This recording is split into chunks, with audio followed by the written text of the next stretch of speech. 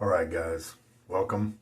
Same gear as usual for August. We're getting toward the end, right? So it does change the way you feel about it toward the end. At least it does with me. In the first third, you are thinking, hey, I'm going to be using this. I wish I could have a variety.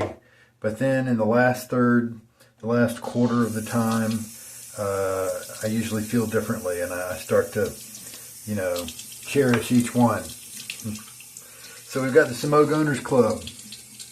Been soaking for maybe a couple hours actually, because I thought I'd shave earlier, and then I didn't.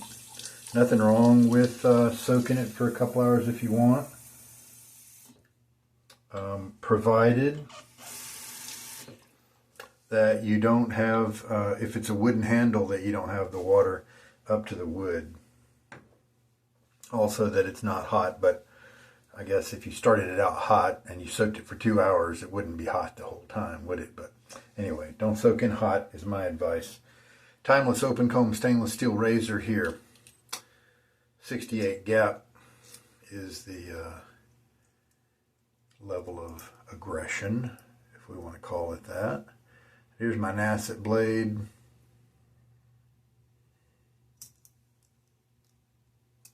Oh, don't want to drop it.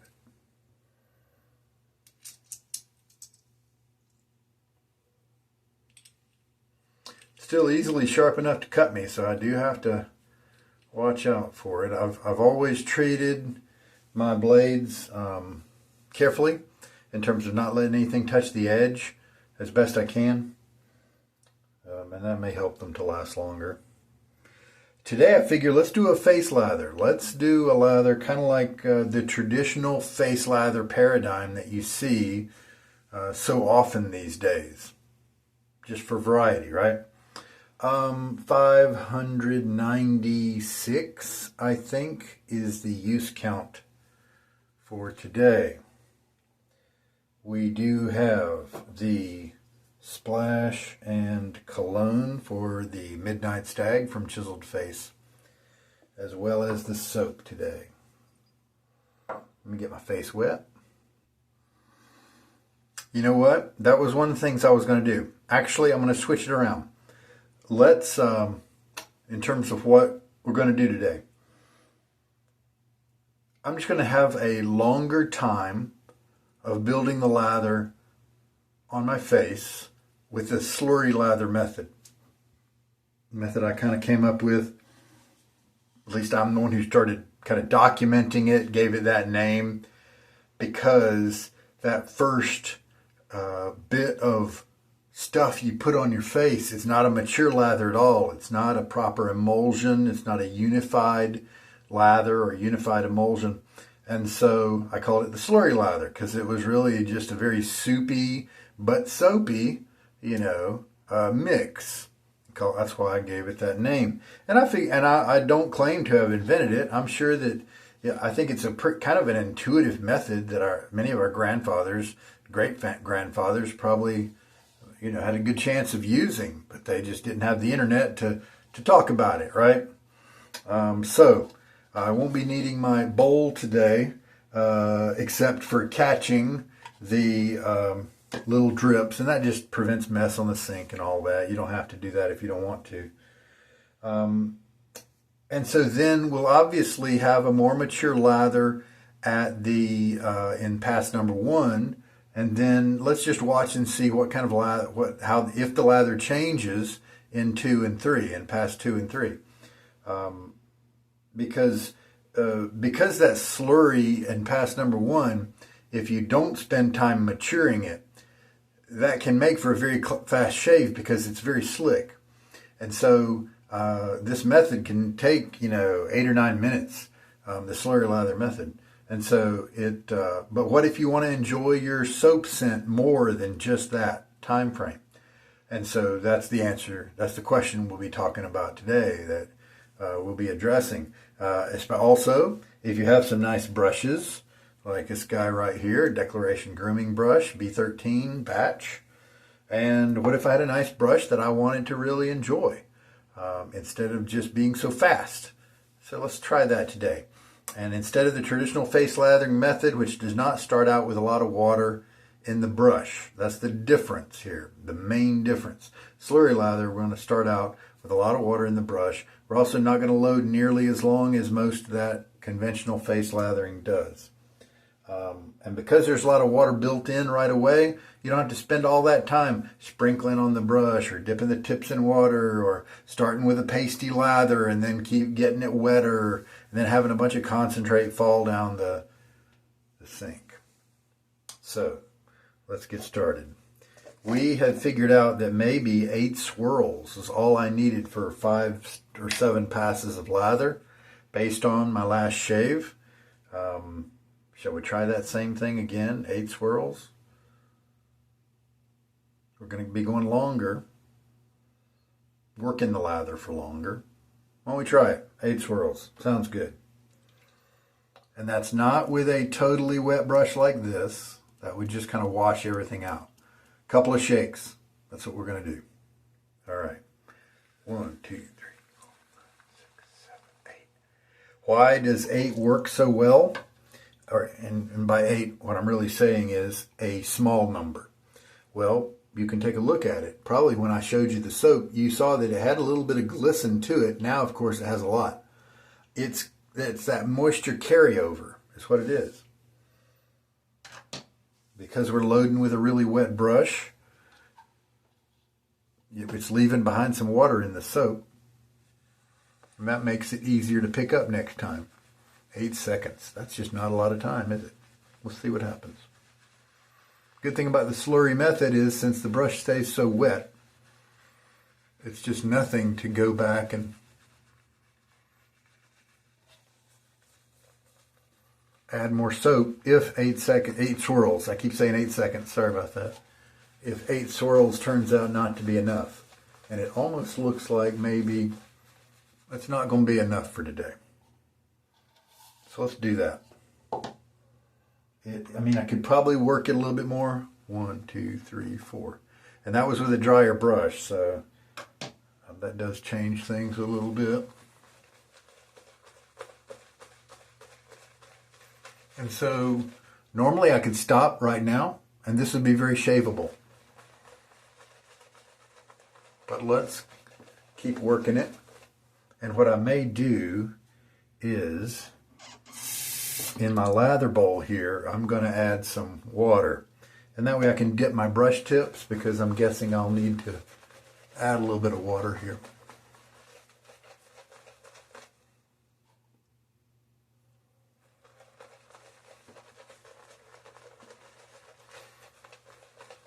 So we're changing the slurry method to not focus on speed,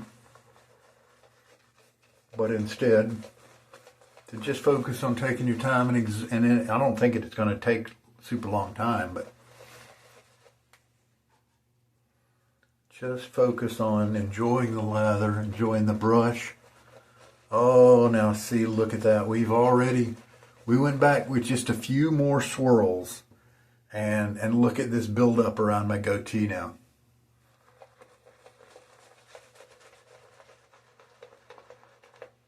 See, I can take that off.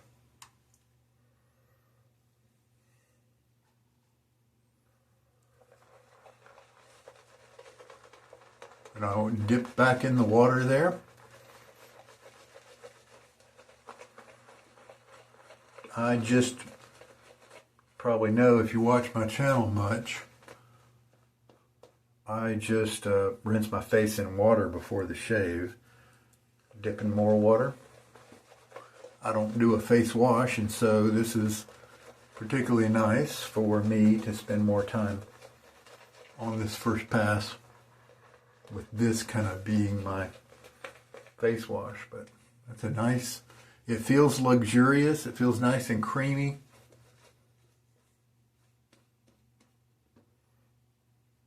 And I mean, wow. I feel like, oh, you know what I bet it was? When I went back and loaded again, I didn't have as much water in my brush. The soap, however, was still very wet and was going to release parts of itself easily. When you have a really wet brush coming in, I think that slows down the pickup of the soap. And because it wasn't as wet, I think that accelerated the pickup of the soap. And so I may have, by comparison, really done more like 10 swirls.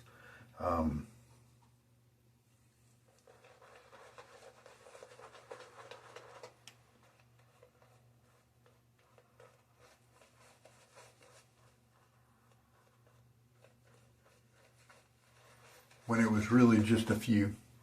There we go. See, it's starting to get wet enough, the way I like it at least, when it starts dripping off.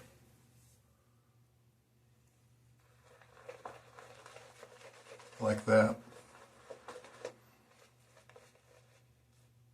And I should still have plenty of lather here in the brush.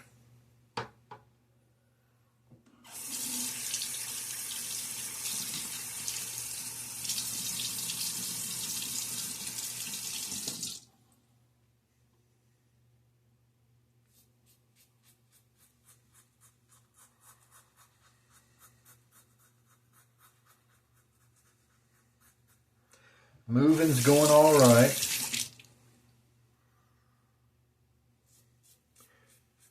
It sure is nice to finally have all my stuff in one place. And to know that when I can organize my tools, and then whenever I have a project come along,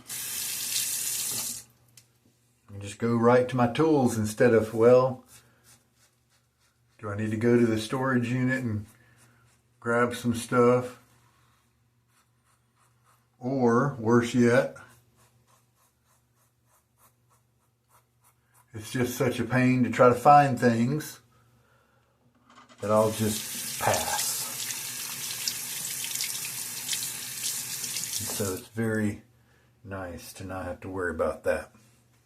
And, you know, in actuality, if you ended up not having a whole lot of lather left in the brush and you have this buildup around your face here, you know what you can do? Take your wet hands,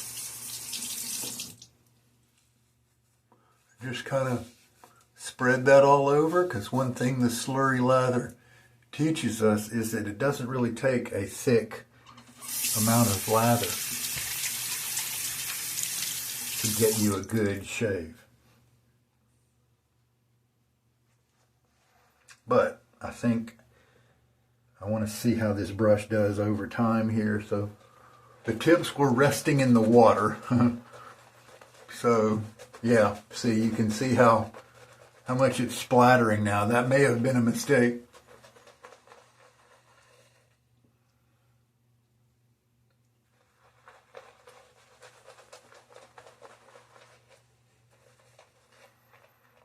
Maybe when I let my brush rest, I shouldn't do it in the... And the bowl's not super full of water, but maybe 1/4 of an inch or less. That's enough probably to make all this happen.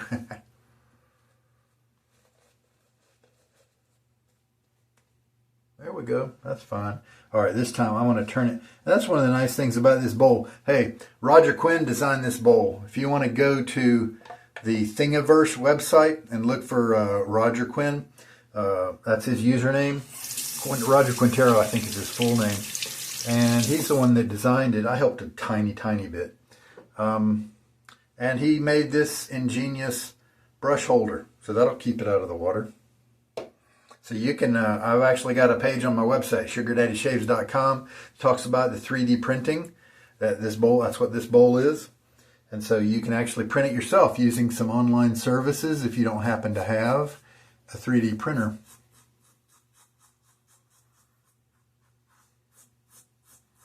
I know I've seen some people selling these bowls.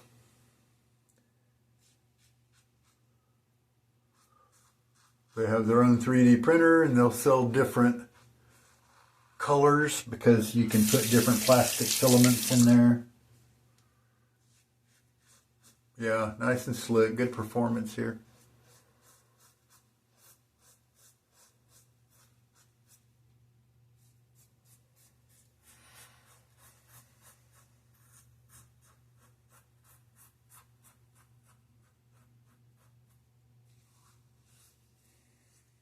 Yeah, that's nice. That's definitely a way to enjoy your brush more. And if you're having a problem with face lathering, then this may be a good way to approach it. Lots of water in the brush up front, and then your lather gradually comes together better. And if you take your time in that first pass, then it happens all in the first pass.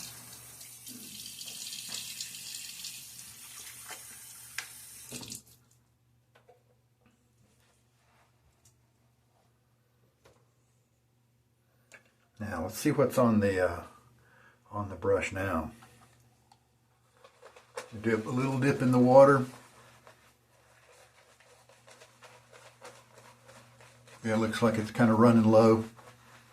Letting it sit in the water, probably not a good idea. So, what can we do? We could obviously go back to the soap tub, but what if we kind of extracted as much as we could reach here? And boy, that is wet. And just kind of, yeah, see, I can feel the slickness there, and that is plenty to get the job done. So yeah, don't let your brush tips sit in the water, because that'll kind of wash out your lather. Lesson learned. That's why we try new things, right?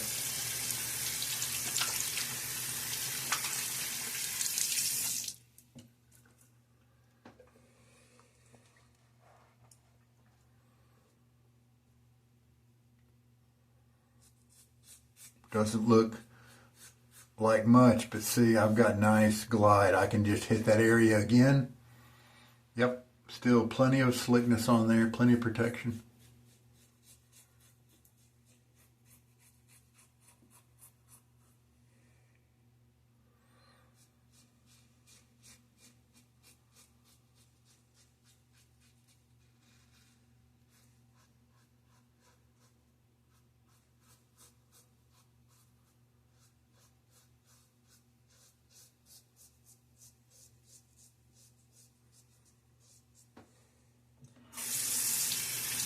Earlier this month, I was talking about if we made a shave apron, what would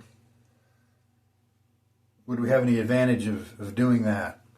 If we had pockets, you know, would there be some nice things we could keep in the pockets to help us during our shave? I couldn't really think of too much.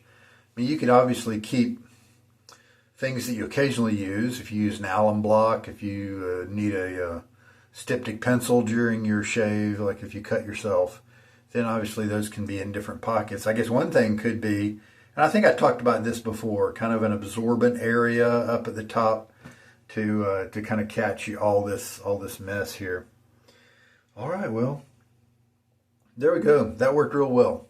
Let me get a full rinse now. With a little bit of water still on my face, perfect time to add this splash since it's alcohol based, and I usually don't react too much to this one, Sterling's alcohol splashes. Sometimes I do, and definitely pays to maybe even lay down a little bit of witch hazel with those before I put them on, or just to wait about half an hour after the shave. That seems to work well for me.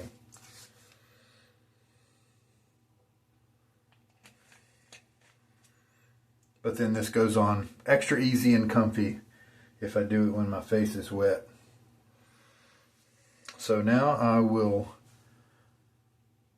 strop the brush on the towel. That serves a couple of purposes. It gets rid of any standing water because we don't want mold to develop. Although since we are shaving every day with this brush, it's going to be really hard for mold or mildew to develop, especially if we are using a lather like me that's really wet, that's going to get in there and clean the brush every day. But another reason to work it on the towel a little bit is to help encourage the tips to split. So now I'm going to do a little gentle, quick hair dryer treatment. And with the way things are going with the move, this is probably either the last shave that I'm going to do at this location or the next to the last one. It may very well be the end. I'll have to figure out a new place to put my phone up on the wall at the new location. My friend here that's renting me this room, he has this mirror, and it's on two little grabby things. And so it's got this built-in tilt. You know, I just kind of hang the camera on top of the mirror there, and I have a built-in tilt, which has been very handy. So who knows, maybe I should buy that same type of arrangement for my other place instead of the stationary mirror that's there. So here is it after the hair drying. All right.